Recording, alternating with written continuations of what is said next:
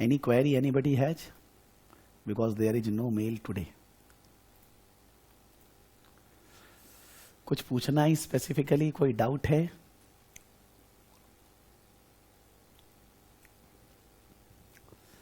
Anything to ask?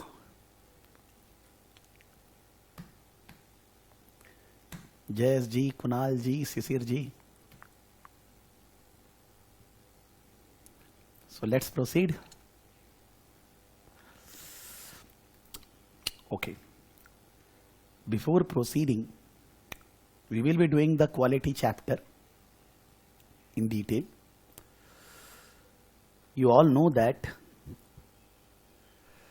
from this September 2022, because ACCA Institute rule is what? They change the something, not maybe I will say syllabus, something from September to June. Their syllabus remains. After June exam, the new syllabus introduced by Institute. In the strategic business leader, there will be changes next year. We already know, but we can't communicate. But in the professional level subjects, in the professional level optional subjects, only the optional subjects, advanced auditing and assurance, advanced performance management, advanced financial management, and advanced taxation. These are the optional. Out of these, we need to give 2 exams. They have changed all the optional subjects by incorporating a new thing called professional skills. I will not say it is a new thing, because in a strategic business leader case study subject, it is already there. Even in SBR, the compulsory subject, it is already there. But now it has been introduced from September exam for optional subjects also. So that means it's not a new thing, but just that now it is relevant for optional subject also. What they want to say that when we work in practical world, along with our technical development, we need to be better professional. And to have, you can say in practical life, bringing professionalism, there are some principles which we should be following. Those principles we can say for practical life, but they want to incorporate those principles as much as possible in exam. That's the logic behind introducing in the optional subjects also. If you ask me personally, it's not that when the earlier exams of optional subjects was happening, then the professional skills was not tested. It is tested since the ACCA Institute is running. But then they want to say that now they will be giving specific marks on professional skills. This I said in the beginning when we started this batch that this is the change, and you can see that this is 188 now. You can see that when I took the first class, I gave this video. This video, ethics and professionalism, I taught for strategic business leader case study. And I said that if this video will be done, it will be very helpful. In this video, there is a link of Institute website relating to professionalism. This is the link of the video. I'm not running that. It is better that I put these in our APM syllabus also.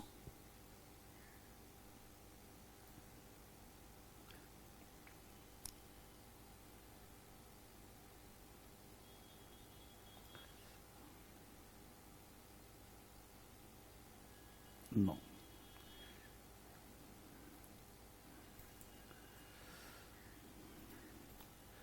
मैं ये APL में भी डाल दे रहा हूं.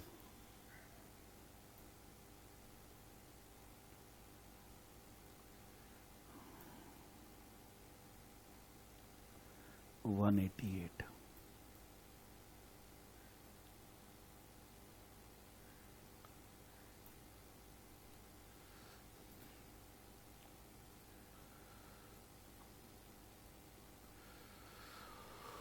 At the end of this write-up, I am putting in APM also.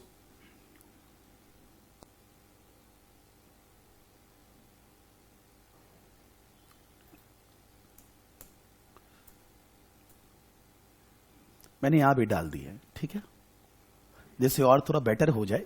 But this is actually taught in previous batch last year for SBL subject. So that I have pasted here in your APM syllabus also. Now, if we go technically, what they want to say that whenever you are writing answer in exam, it's actually the practical examples, because whatever we answer in the exam, they are practical situations, problems, maybe from APM subject it is for performance measurement. Then whom you are replying, who is the audience, whether it's board members, whether it's colleague, whether it's outside consultant, somebody to whom you are replying. If you know the person to whom you are replying, then your communication will be much better, because you know the background of that person, whether he has having knowledge of accounting or finance or not, उसके पास accounting और finance का knowledge है कि नहीं, या वो एक common person है, may be knowledgeable but accounts finance उतना नहीं जानता, तो आपको उसको कैसे communicate करना है जिससे बातें उनके समझ में आए. So while communication, because we know that in every job the most important thing at managerial level and at higher level, the communication skill is most important, कि आपके पास एक बेटर कम्युनिकेशन स्किल होना चाहिए. वो कम्युनिकेशन स्किल केवल इतना ही बताता है कि आप किससे बात कर रहे हो, कौन है वो, उसको कैसे आपको बोलना चाहिए, उसका नॉलेज क्या है, जिससे आपको समझ में आए कि आप उसको कैसे समझा सकते हैं.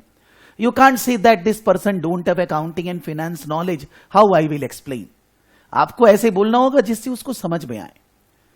तो एग्जाम में जो क्वेश्चंस होंगे उसमें they will mention that this question involves communication skill. Professionalism का कम्युनिकेशन स्किल इसके अंदर इंक्लूडेड है.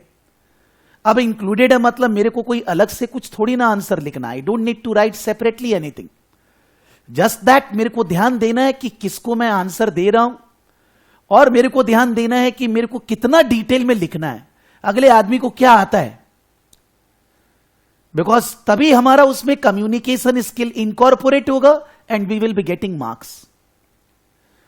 देयर इज अनदर कम्युनिक माने professionalism, they are saying analysis and evaluation. अगर आपको कोई डेटा दिया जाए, कोई सिनेरियो दिया जाए, तो आप उसके अंदर उसकी डिटेल में कैसे जाओगे, how you will analyse that situation. Because अगर आप डेटा को, इंफॉर्मेशन को, राइटअप को, चार्ट्स को एनालाइज नहीं कर सकते, देन इन दैट केस आप कैसे ऑर्गेनाइजेशन को हेल्प करोगे.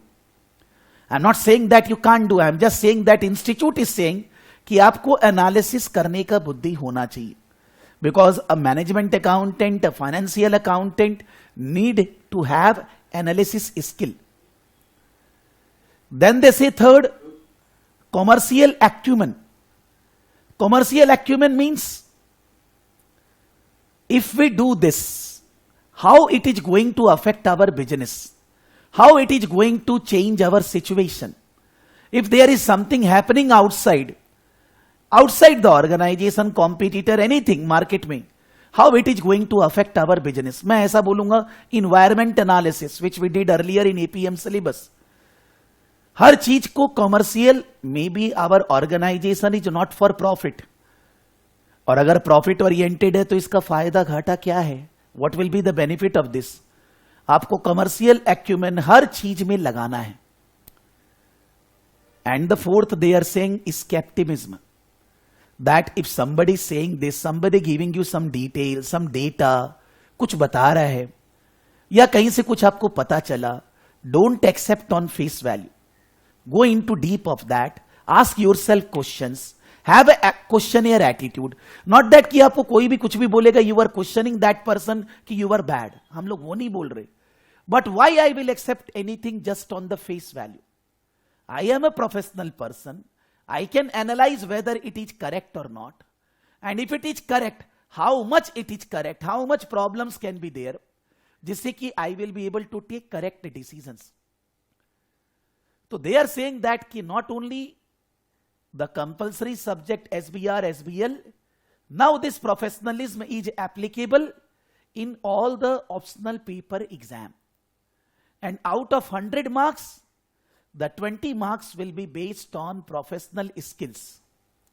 And those professional skills are covered in 4 points: commercial acumen, analysis and evaluation, skepticism, and communication. Those 4 skills they have covered, which is already there in the other area, SBL, SBR, अब यहां पर भी उन्होंने ले आया. Specifically institute का बोलना, इसके लिए आंसर में अलग से कुछ नहीं लिखना है. There is no further write up, but the question will be specifically giving you marks for bringing that professionalism in your answer. As the question paper is divided into 2 parts, part A 50 marks and part B 50 marks. Part A 50 marks 1 question and part B 50 marks 2 question, 25 marks, 25 marks each. So part A 50 marks will have 10 marks for professionalism. Part B 25, 25, 2 questions will have 5 marks each for professionalism. Matlab in total 20 marks in 100 marks will be for professionalism. Which professional skills they are testing in a particular question, they will mention. In part A, they are saying communication, commercial acumen, analysis, and skepticism, all they can test. But normally they are saying that communication they will be testing in the first part A 50 marks question. But the other skills, other than communication, analysis, skepticism, and commercial acumen, they will be testing in the part B. That means communication, according to them, they will not be testing in part B questions. And out of the 3, that means other than communication, the other 3, which is skepticism, analysis, and commercial acumen, generally they are saying that in each part B question, they will be testing 2 professionalism skills. In one question maybe skepticism and commercial acumen. In another question, analysis and commercial acumen, whatever. They are saying that that will be mentioned in the question, and you don't need to write anything separately for this, but you need to write your answers that those professional skills are covered in your write-up. आपके write-up में वो indirectly cover होना चाहिए. The chapter explains the content included within the professional skills syllabus. This syllabus section is all strategic professional syllabus. All 4 subjects, APM, AFM, AAA, and ATX. The inclusion of this syllabus of area reflects ACCA continued focus on ensuring that professional accountants of the future have the right blend of technical and professional skills. Matlab, institute wants that you should not be having only technical knowledge, you become a better professional, coupled with an ethical mindset. These professional skills will make candidate more employable, or if already in work, will enhance their opportunities for growth. More detail can also be found on the ACCA website. चाहिए नहीं है, मैंने वहीं से लिया है सब कुछ. The APM exam will expect candidates to demonstrate the following professional skills: communication, analysis, skepticism, and commercial acumen. Each of the 4 professional skills has a number of leadership capabilities associated with it. The APM exam will use these capabilities to allocate marks in the exam. Format of the exam including professional skills. Section A 50 marks question. The 50 marks will be 40 marks technical, 10 marks this professional skills. The section A questions will be coming from part A, B, C of the syllabus. All 4 of the professional skills will be examined in section A.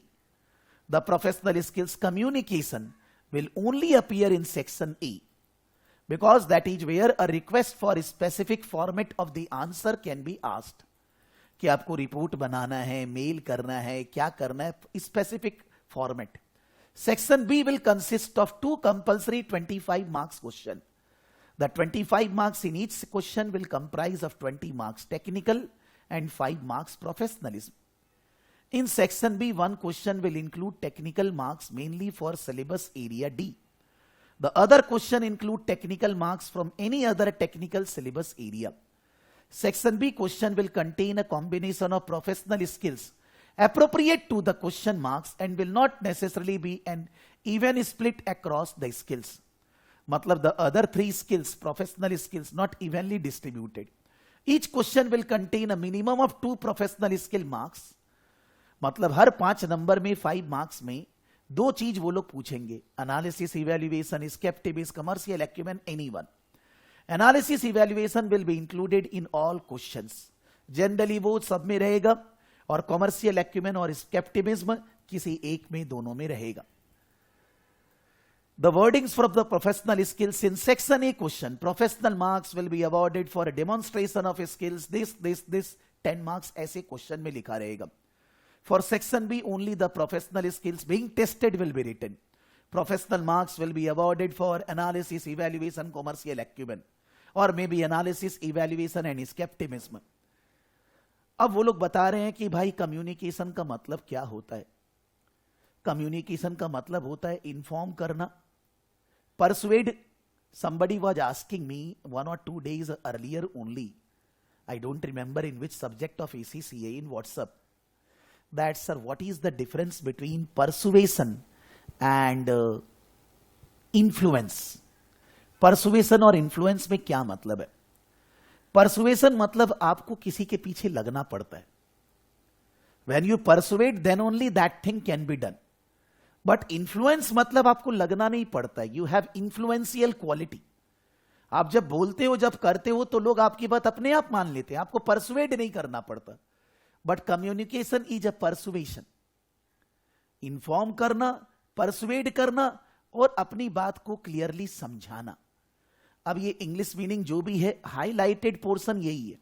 In summary, what we mean by communication, you have to express yourself clearly and convincingly through the appropriate medium while being sensitive to the needs of the intended audience.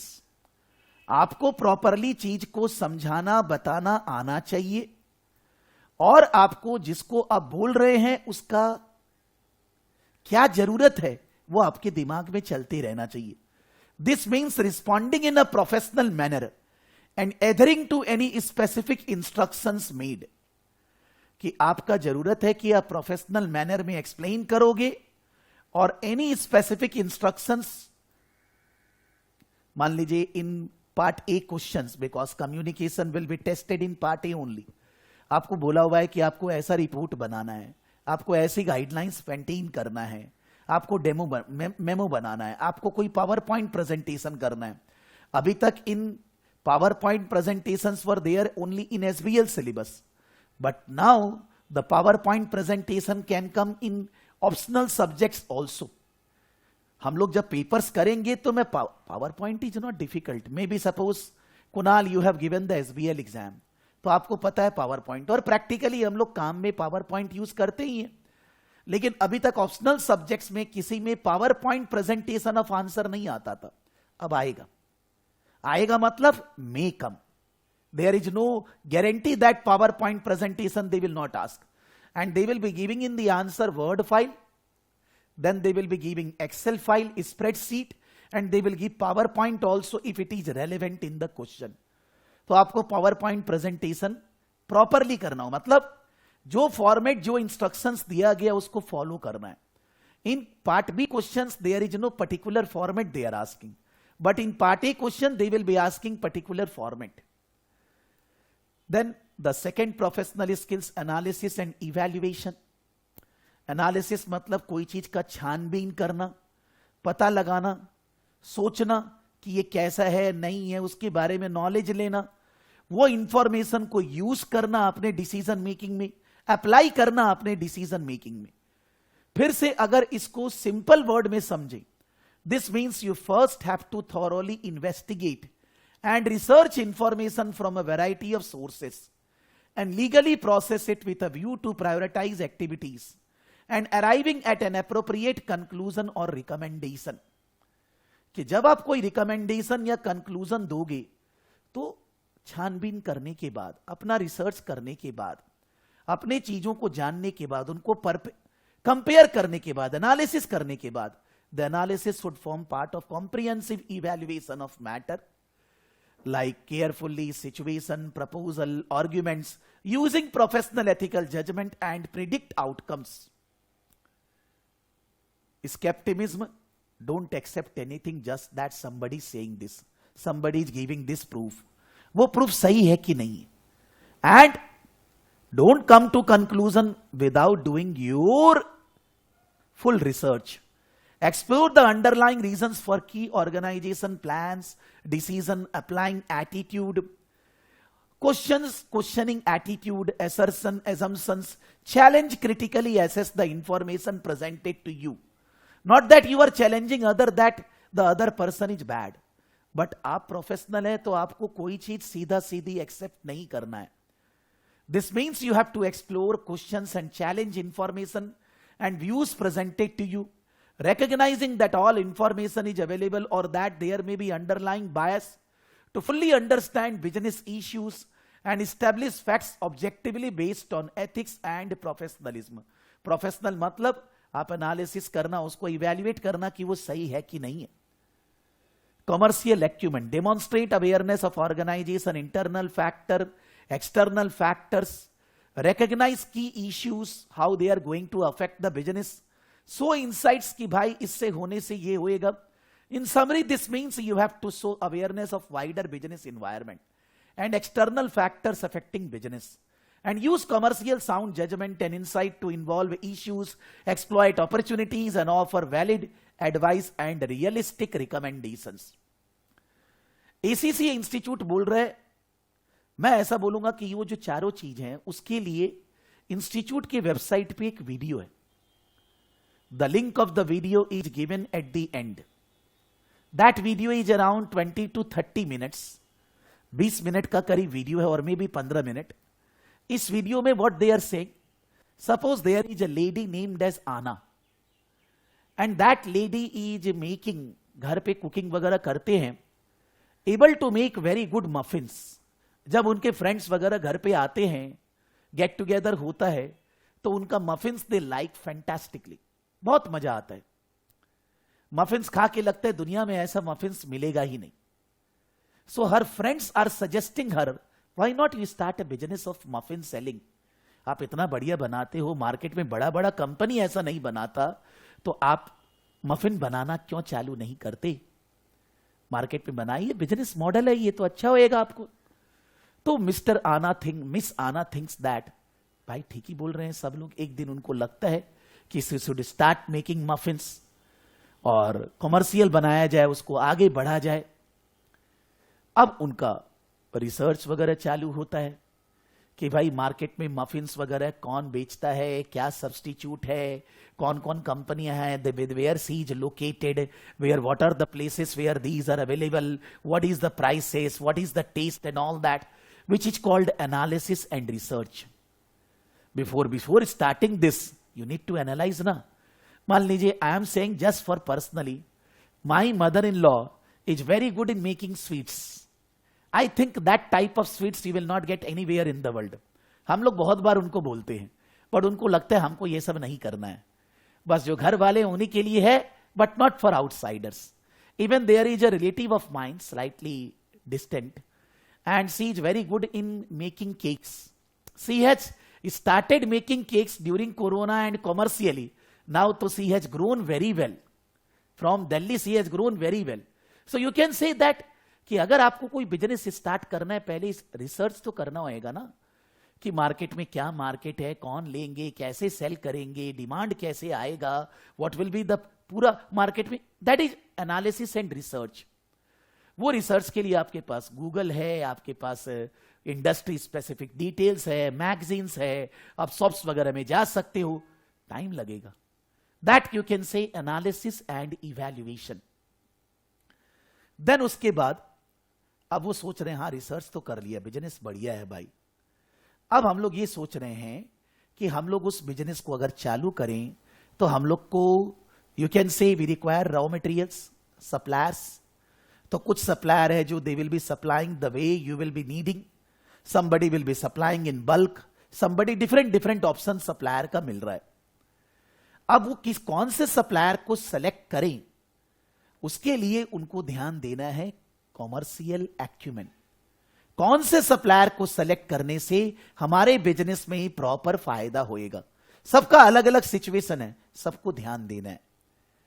Then they thought that कि he need to have a place, need to start, funding वगैरह चाहिए, तो bank से बात करनी होगी, financer से बात करनी होगी। तो वो बात करने जाती है which is called as communication.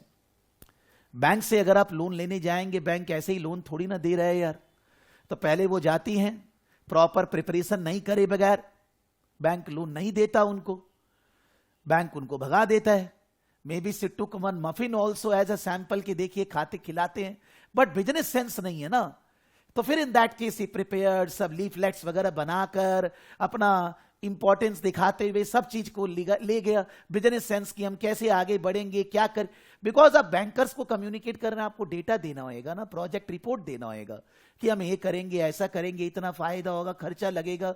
तो कम्युनिकेशन प्रॉपर होने से बैंक उनका लोन अप्रूव करता है। फिर उसके बाद उनको सोचना है कि अब डिलीवरी कैसे करना है, केक्स वगैरह का, कस्टमर का ऑर्डर आएगा तो पहुंचाएंगे कैसे। तो या तो बाहर वाले किसी स्विगी वगैरह को रखेंगे या अपना डिलीवरी वैन लेंगे। She thought that she will be having her own delivery van. अलग अलग वैन वाले से पता लगाते हैं गाड़ी का। कुछ ओल्ड कार है which are available at 40-50% discount, and some new cars are available which are not available at any discount. जो ओल्ड कार वाला है वो बोलता है ज्यादा चली नहीं है वगैरह, वो डॉक्यूमेंट देता है। स्केप्टिसिज्म कि भाई गाड़ी लेने के टाइम पे जो चीज जो आदमी बोल रहा है सीधा उसकी बात थोड़ी ना मान ले। कोई भी पर्सन जो ऑफर कर रहा है वो अपने बारे में खराब थोड़ी ना बोलेगा। We need to do some scepticism की जो डेटा दिया जा रहा है, जो बोला जा रहा है, उसको टेस्ट किया जाए कि एक्चुअली वो सही है कि नहीं है, और उसको हर पहलू से कंपेयर किया जाए। Then we can say that कि we should be going for old car, old van, और we should be going for new van. मतलब वो ऐसा समझाना चाह रहे हैं, ACC institute has made this video कि भाई ऐसा नहीं कि आपको जॉब करना है तो ही आपको प्रोफेशनलिज्म की जरूरत है। अगर आपको जॉब नहीं करना है, अपना बिजनेस भी करना है, तो भी तो ये प्रोफेशनलिज्म जरूरी है। So with the video they are communicating that आप इस तरह से इसको बिजनेस में लगाते हो। बिकॉज वेनेवर सपोज आप डिक्शनरी में कोई वर्ड पढ़ रहे हो, जब तक you don't apply practically you don't understand the meaning of the word. Maybe you are champion in English, similarly professionalism कितना बार भी पढ़ लें, बट उसका एप्लीकेशन कहां पर कैसे हो रहा है वो समझना जरूरी है। So they want to say that when the questions will be coming, it is your duty that when you write the answers you cover that professionalism which is asked in the question, because आपको उसके ऊपर अलग से number दिए जाएंगे। लेकिन institute साथ में यह भी बोल रहा है, advice from the institute examining committee include the most important, relevant and crucial points relating to the requirement. So deep clear understanding of issue, integrate information from various parts of the scenario. Try not to include superfluous information or make unsupported points. Avoid repeating points. Address the requirement as a written, taking particular notice of the verb. Show your ability to prioritize and make points in a logical and progress way. Structure and present your answer in a professional manner. Demonstrate evidence of your knowledge from previous learning. Demonstrate professionally is not about linguistic eloquence. It is about ability to express your points. तो institute क्या बोल रहा है time management के लिए? For time management purpose, candidates should allocate time based on technical marks. आपको professional के लिए अलग से कोई टाइम एलोकेशन नहीं करना है, as the professional marks should not be thought of as separate requirement. आपको प्रोफेशनलिज्म को अलग से नहीं समझना है। Same thing is written in SBL also. 100 number का पेपर होता है, 20 नंबर के लिए छापा मारा हुआ है, सेम चीज। Remember, professional skill marks are earned as a work through the technical marks by providing comprehensive and relevant response to the technical requirements. कि प्रोफेशनल मार्क्स आपको फ्री में मिलेगा आप अगर टेक्निकल रिक्वायरमेंट को पूरा करोगे. In terms of time management, it is important to use the approach that will suit you. उनका एडवाइस है, if 15 minutes are spent reading the examination requirement. हम लोग बोलते हैं कि exam is 3 hours and 15 minutes. तो कुणाल जी, आपको क्वेश्चन पढ़ने के लिए 15 मिनट अलग से मिलता है क्या? बिकॉज अदर देन कुणाल, अच्छा Kimberly, you also can say, because you both give an exam. 3 घंटा 15 मिनट में 15 मिनट जो हम लोग को एक्स्ट्रा मिलता है, उसमें हम लोगों को पूरा पेपर में जो क्वेश्चंस है वो रीड करने का अपॉर्चुनिटी होता है क्या? कि केवल इंस्ट्रक्शंस होता है कि आपके 2 पार्ट है, 3 पार्ट है, पार्ट ए है, पार्ट बी है, उसमें इतना ब्रेकअप है कि भाई इतना टेक्निकल मार्क्स है, इतना प्रोफेशनल मार्क्स है. You are not able to read the scenarios during 15 minutes और you are allowed to read the scenario. Kimberly and कुनार, दोनों जन भाई, इंस्ट्रक्शंस के लिए टाइम सेपरेट 10 मिनट होता है कि आप कैसे सॉफ्टवेयर यूज करेंगे. लेकिन मैं जो 3 घंटा 15 मिनट बोल रहा हूं, उस 15 मिनट में आपको क्वेश्चंस पेपर पूरा रहता है. बिकॉज मेरे ख्याल से नहीं रहता है. मेरे ख्याल से रहता है कि आपका क्वेश्चन पेपर में ए बी 2 पार्ट है. ए के अंदर आपका ये है 40 नंबर है, 10 नंबर है. माने पूरा क्वेश्चन का सिनेरियो नहीं रहता है, whether that is there or not. Because 3 hours 15 minutes is running from earlier also. It's not that first time. 3 hours 15 minutes वो एग्जाम का बोलते हैं.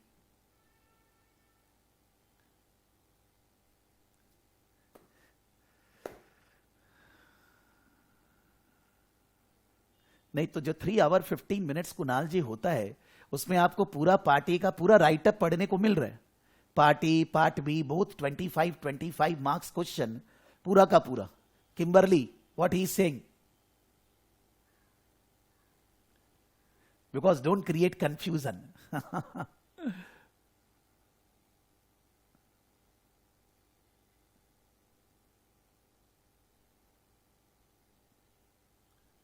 Instructions part is separate. I am talking about कि जब वो 15 minutes extra देते हैं, तो वो 15 मिनट्स में आपको क्वेश्चन पार्ट ए का पूरा सिनेरियो, उसका रिक्वायरमेंट, बी पार्ट का फर्स्ट सेकंड दोनों पूरा रीड करने के लिए अवेलेबल रहता है.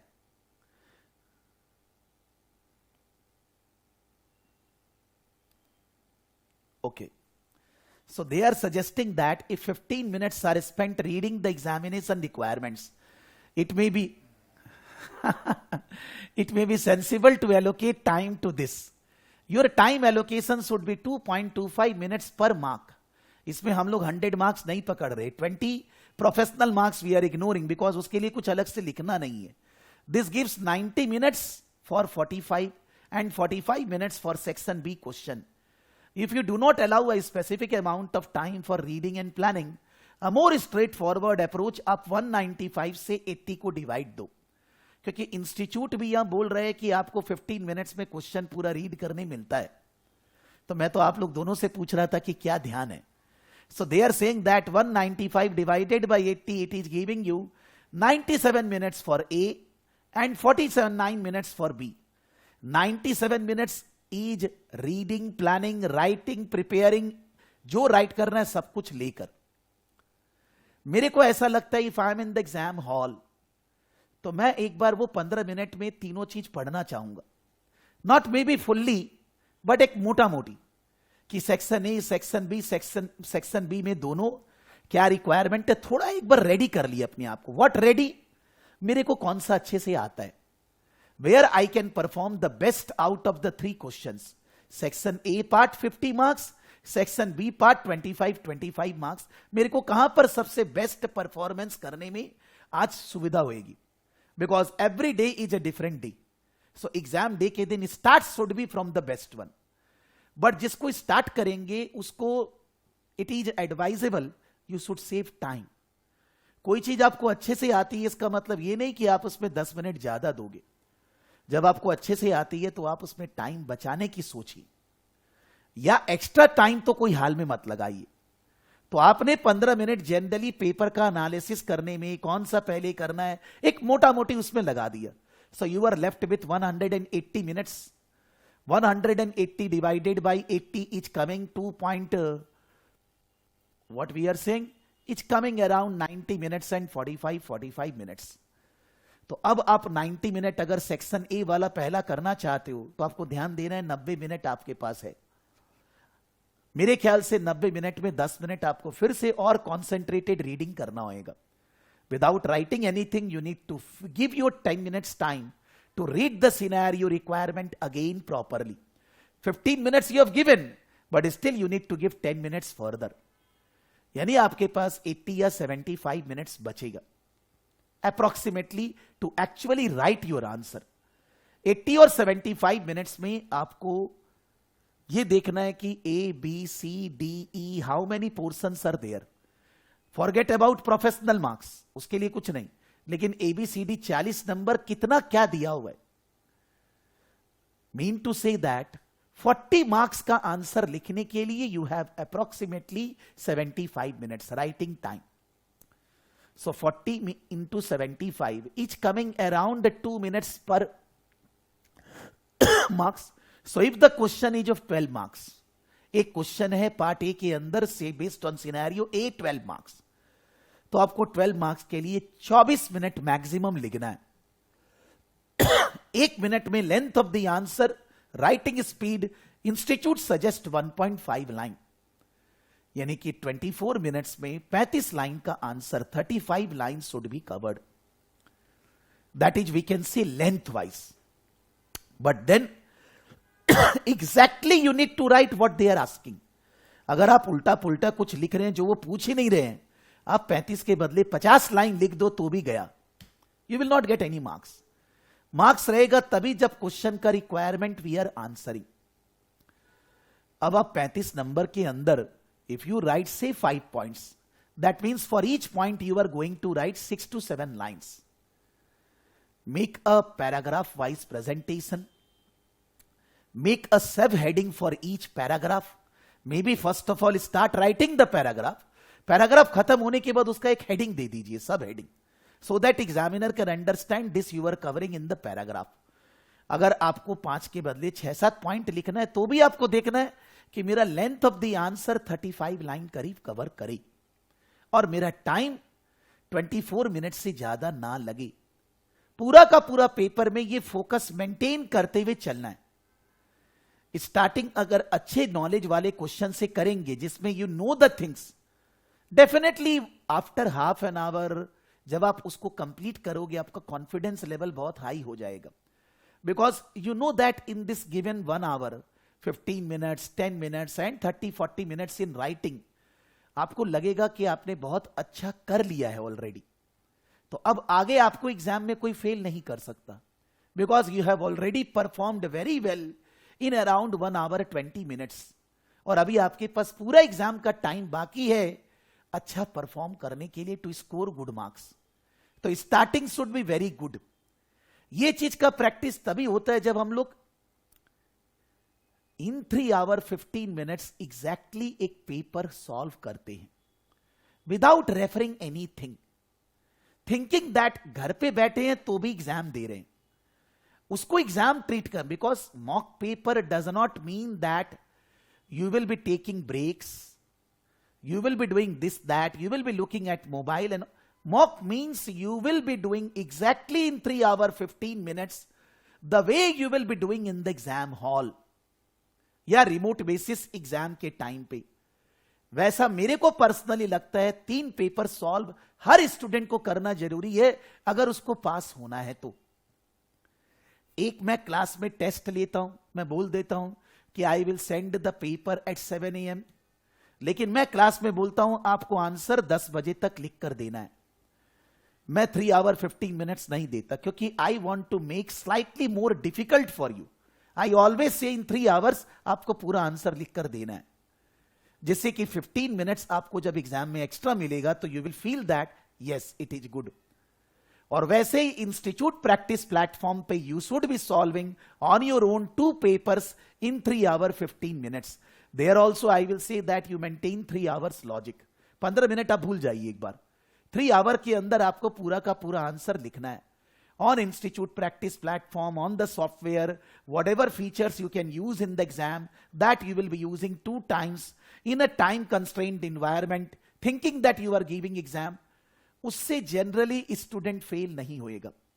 बट स्टूडेंट मान लीजिए ऐसा किया, फिर भी गड़बड़ हो गया। गड़बड़ होने का दूसरा कारण, जब आपने अगर एक आंसर 3 घंटे में लिखा तो आपने उसको आंसर, मॉडल आंसर से इवैल्यूएट किया क्या?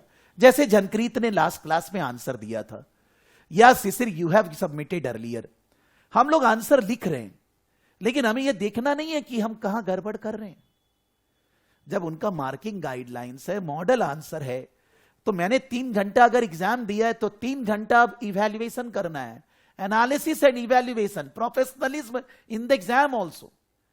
आपको दिखेगा कहां कहां पर आपने गड़बड़ी की है, कहां पर गलत लिखा है, कहां पर पॉइंट्स अच्छे लिख सकते थे, कहां पर मार्क्स लूज कर लिए, वो सारा चीज आपको खुद को दिखेगा, because now you are becoming examiner. तो जब आप एक पेपर 3 घंटे में दिए और 3 घंटा आपने एनालिसिस किया, तो आपको अपने आप दिखेगा कि मेरा ये एरिया वीक है, इंटरनल एनालिसिस वीक है, बेंच मार्किंग गड़बड़ है, बैलेंस स्कोर का कुछ ना कुछ आपको वीक एरियाज आपको दिखेगा। तो वो वीक एरियाज को आप नेक्स्ट 2, 3, 4 दिन प्रिपेयर करोगे। फिर से आप वो क्लास का रिकॉर्डिंग करोगे, मे बी फिर से आप वो नोट्स पढ़ोगे, फिर से कोई क्वेश्चन उससे रिलेटेड सॉल्व करोगे और अपने आप को अपग्रेड करोगे अपने वीक एरियाज में। 203 दिन उसमें देंगे, 2-3 डेज। फिर उसके बाद दूसरा मॉक करेंगे 3 घंटे में, फिर से आप 3 घंटे में एग्जाम दोगे, फिर 3 घंटे में उसको टेस्ट करोगे, देखोगे, इवैल्यूएशन करोगे कहां इंप्रूव करना। फिर आपको दिखेगा अभी यहां गड़बड़ी है, ये सब प्रॉब्लम्स है। फिर आप 2-3 दिन और उसके ऊपर वर्क करोगे, फिर से स्टडी करोगे, फिर उसके बाद फिर से तीसरा एग्जाम दोगे। तीसरा एग्जाम के बाद फिर से आप अपना इवैल्यूएशन करोगे कि हम एग्जाम तो दे दिए, लेकिन हम अपने गलतियों को तो सुधार ही नहीं रहे।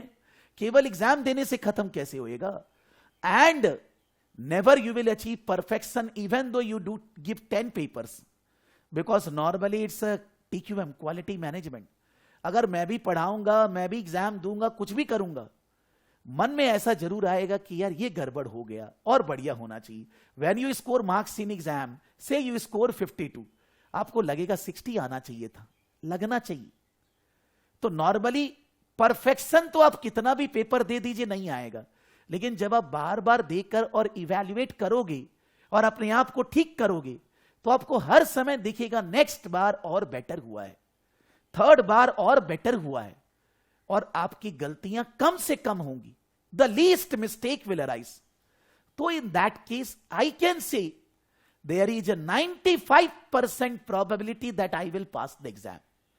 Still 5% God, because that doesn't mean that you are perfect.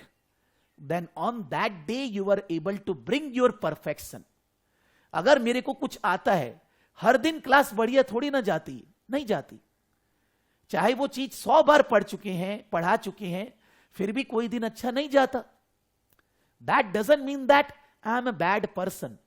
That day is not my day. For that we pray to God. वो 5% के लिए, वो 5% के लिए कि on that day I able to perform the best. लेकिन हम वो 5% को अपने कंट्रोल में नहीं कर सकते। We can control 95% that we need to do. कि हम अगर मॉक पेपर्स कर रहे हैं, आंसर लिख रहे हैं, लेकिन हम मॉडल आंसर देखते ही नहीं है, हमें सोचना ही नहीं है कि हमें इंप्रूव कैसे करना है, क्या गलती है, जबकि देखने से 2 मिनट में समझ में आ जाएगा कि मार्किंग गाइडलाइन से ये बता रहा है, ऐसा गड़बड़ी है, इसको ठीक करना है, कोई प्रॉब्लम नहीं आएगी। लेकिन 90%, believe me, I am saying 90% mock papers करते ही नहीं है। मॉक पेपर करते हैं मतलब सर आई डिड, बट 3 घंटे में बैठकर 2 या 3 मॉक पेपर एक भी नहीं किया। They do mock paper like, मान लीजिए अभी एक पेपर करना है उसमें से कुछ किया, बैलेंस कल करेंगे, कुछ किया देख लिया, या करने के टाइम पे आंसर नहीं लिखा, केवल आंसर पढ़ लिया, क्वेश्चन पढ़ लिया, तो वो तो इतना कर रहे हैं क्लास में, अभी नेक्स्ट लेवल में जाएंगे तो भी यही करेंगे, तो फिर खत्म क्या, फिर the confidence will not come. And theory subjects are requiring less study.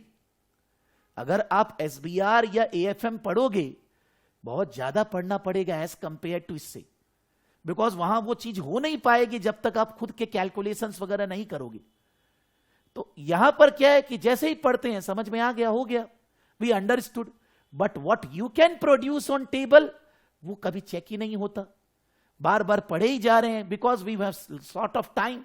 So because short time we don't able to write on the answer, हम लोग राइट करने के बाद उसको कंपेयर नहीं करते, तो इसलिए प्रॉब्लम आती है। तो मेरे हिसाब से द इंस्टीट्यूट इज सजेस्टिंग कि आप 97 सोचिए, according to me 15 minutes analysis, कौन सा करना है नहीं करना है, पहले थोड़ा मोटा मोटी देख लिए, और फिर उसके बाद 90 मिनट्स 45 मिनट्स प्रॉपरली एलोकेट की जाएगी। If you plan to spend more और लेस टाइम, अगर आपको कोई 2-3 मिनट इधर उधर चेंज करना है चलेगा, बट 24 मिनट्स के बदले आप अगर 30 मिनट्स 35 मिनट्स लोगे, पेपर कंप्लीट होएगा नहीं, because every question you will find that कि कुछ और लिख सकते थे, ये कर सकते थे। इन टर्म्स ऑफ टेक्निकल के requirement you should consider how many marks there are for requirement and decide how many different points need to be made for the strategic professional exam. This is normally on the basis of 1 mark per point. Normally अगर आपको 10 point है, 10 number है, तो 10 point मतलब 5 point, कि एक point का mark और एक उसका एक्सप्लेनेशन का marks. Sometimes maybe the question involves 3-4 points only, तो explanation involves more than 1 mark, 2-3 marks on explanation. वो एग्जामिनर डिसाइड करते हैं कि in this question how the marks should be allotted. तो ये एक उन्होंने नया एरिया डाला है फॉर ऑप्शनल सब्जेक्ट्स, कि अब से प्रोफेशनलिज्म ऑप्शनल सब्जेक्ट्स में भी टेस्ट किया जाएगा। And there is an area which is there in the syllabus since 2018 सितंबर in entire skill level and professional level subjects. क्या? एम्प्लॉयबिलिटी। जब आया था तो स्टूडेंट, आज भी स्टूडेंट बोलता है सर ये एम्प्लॉयबिलिटी क्या है, सर कोई चैप्टर ही नहीं है, this is not a chapter, this is just saying that कि why we are testing your knowledge in the exam on the basis of the software which we have designed. Software में आपको left hand side में अलग अलग exhibits रहता है। Left hand side में they give you the word file, word processor and spreadsheet. Even अब से उसमें पावर पॉइंट भी रहेगा अगर वो भी आपको करना है तो आप अलग अलग एग्जिबिट खोलते हो, रिस्पॉन्स एरिया खोलते हो, आपको अलग अलग खोलकर वर्क करना आना चाहिए, जैसे हम लोग प्रैक्टिकल लाइफ में वर्क करते हैं। इतना सारा ऊपर खुला हुआ है, इतना सारा, तो बोलता है एग्जाम में तो वही कर रहे हैं ना जो आप प्रैक्टिकल लाइफ में करोगे। Different different windows are there, alt tab, ये सब आपको करना आना चाहिए, बिकॉज नहीं तो आप कैसे बेटर इंप्लॉयड पर्सन बनोगे, how we will become better employed person.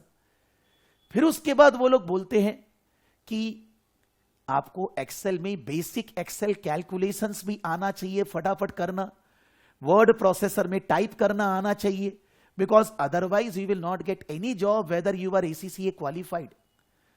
अगर आपका ये बेसिक स्किल्स कवर्ड नहीं है तो आप इन दैट केस एम्प्लॉयबल नहीं बन सकते, आपको कोई हायर नहीं करेगा।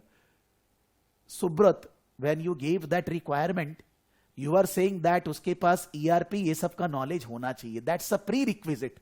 तो ये तो बहुत उसके नीचे है। somebody, there are many students, those who are CA inter pass out, CA finalist और CMA finalist, उन लोग फोन करते ही बोलता है सर ये तो कंप्यूटर बेस्ड एग्जाम है, सर कैसे होगा, how I will write the answer, जैसे कि उन्होंने कंप्यूटर का भी देखा ही नहीं है। व्हाट्सएप पे हम लोग ऐसे डबल हाथ से चुक चुक करते हैं 1 सेकेंड में, लेकिन हम लोग का हैबिट नहीं है, और प्रॉब्लम दुनिया में हैबिट का ही है। अगर हम गलत हैबिट डेवलप कर लिए तो इन दैट केस एग्जाम अच्छा नहीं जाएगा। सपोज आई से इन द फर्स्ट क्लास, ये देखिए व्हाट्सएप है, मिस्टर नीरज मोदी, ये आज इनका सीपीए का एग्जाम है, very good student and already clear 2 subjects, this is the 3rd paper. तो इनको कुछ जर्नल एंट्री गवर्नमेंट अकाउंटिंग से रिलेटेड प्रॉब्लम हो रहा था।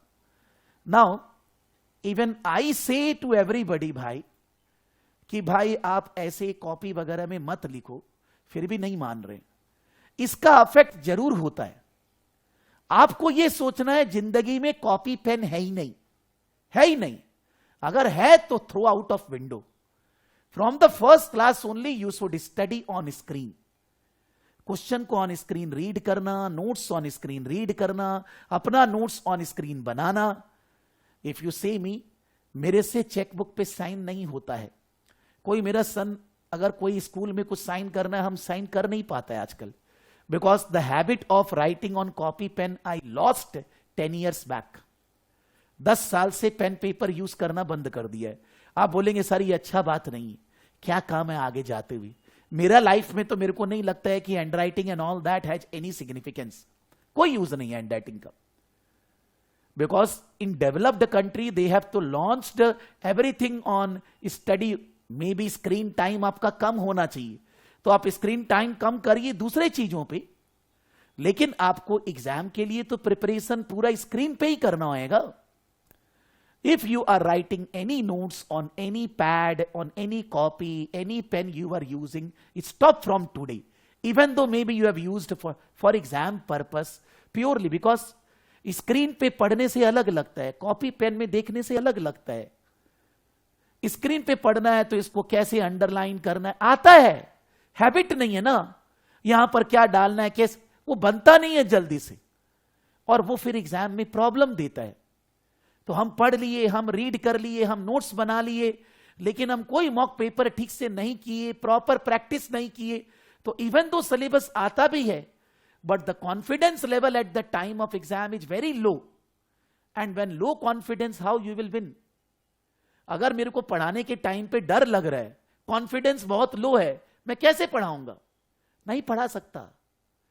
जो काम करने में हमको चिल्लाना नहीं है I am the best, but अंदर से तो ज्वलंत, अंदर से तो जोश होना चाहिए ना, हम ये इजीली कर लेंगे, किसी को चिल्ला के बोलना थोड़ी ना है। That confidence should come from inside, that you will be able to do, that will be coming when you follow what the institute is saying. अगर हम लोग उसको फॉलो नहीं करेंगे तो उसका रिजल्ट गड़बड़ होगा। There are some students in 2016, 17, I am talking about 4-5 years back, मानना ही नहीं है बात कि हम पेन एंड पेपर में नहीं लिखेंगे। Gave exam APM failed, gave exam APM second time failed, third time फिर से फेल्ड। मैंने बोला कि आप, बोले सर मैं आपका बात सुनती नहीं हूं, मैं ऑलवेज कॉपी पेन में ही लिखती हूं क्योंकि मेरा आदत है ना सीए में ऐसे करना, इस कारण से मेरा पेपर छूटते जा रहा है। तो मैं बोला जब तुमको पता है कि गलती ये हो रहा है फिर भी आप नहीं सुनते हो यार, कि मेरा बात तो छोड़ दो, आपको पता है अपने अंदर कि मेरा स्पीड ही नहीं आ पाता एग्जाम में, क्योंकि 2016 में they started doing like this. तो अभी क्वेश्चन ये आ रहा है, जब वो 6 साल हो गया और हम उसको अगर नहीं मानेंगे तो प्रॉब्लम होएगी ना एग्जाम में। आपको पेन एंड पेपर में अच्छा लगता होगा, बट इंस्टीट्यूट बोल रहे मत करो। Institute has conducted many times survey with my student कि whether the pen and paper based exam और दिस, तो मेरा स्टूडेंट 90% बोलता है ये बेटर है। मेरे को स्टूडेंट आज भी याद है, सर इंस्टीट्यूट को बोलिए ना कि pen and paper based exam. Then the student gave exam computer based and he said sir institute को बोलिए पेन एंड पेपर नहीं लेके आएगा वापस। The student already cleared ACCA, he was requesting earlier कि पेन एंड पेपर ही रहने दीजिए ना सर, बोलिए ना आपसे, तो वो लोग पूछता होएगा। जब एक बार एग्जाम दिया कंप्यूटर बेस्ड, दूसरा बार बोलता है सर बोलिएगा इंस्टीट्यूट को कि don't start pen and paper based, this is very easy, very simple. तो क्वेश्चन ये आता है केवल हैबिट का। So employability and technological skills they have introduced in the syllabus in September 2018 की भाई आपको एम्प्लॉयबल बनना है तो आपको कंप्यूटर फ्रेंडलियर बनना पड़ेगा, which is not a topic, but student सारा जगह नया टॉपिक आया है कोर्स में एम्प्लॉयबिलिटी। अरे भाई पढ़ तो ले एक बार, क्या बोल रहे। So similarly professionalism is not a new topic, it is just saying that They will be testing your knowledge in the exam based on professionalism directly. Earlier it was indirect, now there will be direct marks on this and you need to write your answer covering that. और उन्होंने corporate failure वाला topic APM से हटा दिया, that is deleted from the APM syllabus. मेरे को लगता है राइट डायरेक्शन. हम फेलियर की बात क्यों करें? ऑब्वियसली अगर फेलियर है तो हमें उसको उभारना है, ठीक करना है. हम फेलियर की क्यों सोचे? आई नेवर लाइक डिस्कसिंग कैसे फेल होंगे. I always think that if we discuss how to pass and if we pass the जोश will be different and if we fail everything will destroy. Failures are not the pillars of success. Success are the pillars of success. And the success will come when you work for the success in the right direction. It will not come automatically. Because the failure arises because of some mistake or something we have not done.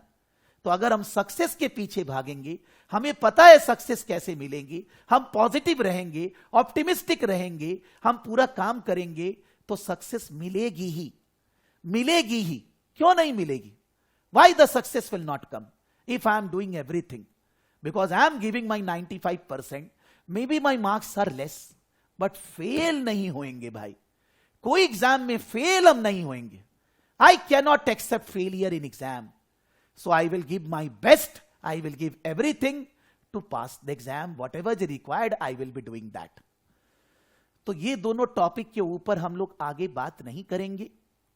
केवल quality management अभी discuss करना है, कुछ questions करने हैं, और quality management discuss करने के बाद if time permits we will start doing mock papers also. अगर किसी को कुछ प्रोफेशनलिज्म या एम्प्लॉयबिलिटी के बारे में कुछ पूछना है या any general doubt, anybody has anything to ask?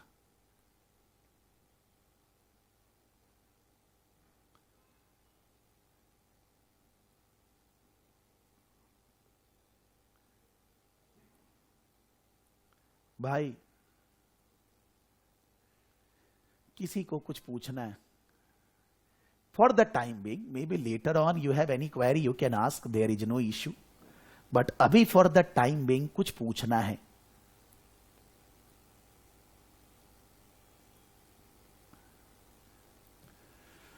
So we are moving.